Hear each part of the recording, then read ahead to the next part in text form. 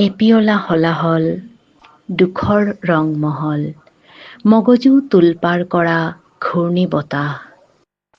হেঁপাহ আৰু উমেও গলাব নোৱাৰা চেঁচা বৰফ,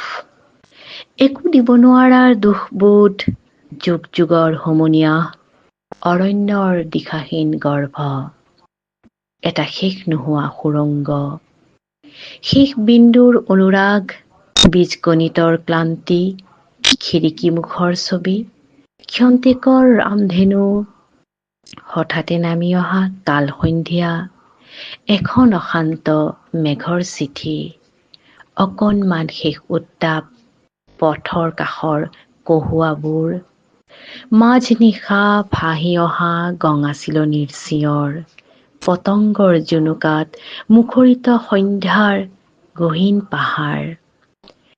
নেদেখা ছবিৰ দুটা আশাধাৰী ছাঁ, এটা সাঁথৰৰ শোকে খুলি খুলি খোৱা বুকু, অন্তহীন তৃষা, অৰ্থহীন সংজ্ঞা, মৃত সাগৰীয় শামুকৰ খোলা, শুকাই যোৱা এখিলা পুৰণি আহঁতৰ পাত, ফটিকাত স্নান কৰা অস্থিৰ সময়, বুদ্ধৰ নিৰ্বাণ, ৰাধাৰ অপূৰ্ণ প্ৰেম, এজন পগলাৰ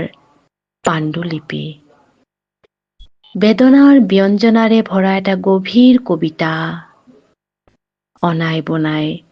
ফুৰা অঘৰীৰ এটা শেষ ঘৰ, অসংখ্য সপোনৰ ভগ্নাৱশেষ, এমুঠি এণ্টি ডিপ্ৰেছন টেবলেট, গোপন সত্যৰ সমদল, আৰু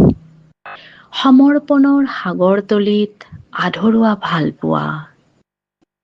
এতিয়া মৃত তৰাৰ বুকুলৈ ধাৱমান এজাক নীৰৱ ধুমুহা, সন্মুখত আন্ধাৰৰ আখৰেৰে লিখা এখন বেনাৰ,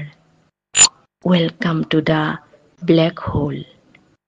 এই অন্ধকূপলৈ স্বাগতম, এই অন্ধকূপলৈ স্বাগতম।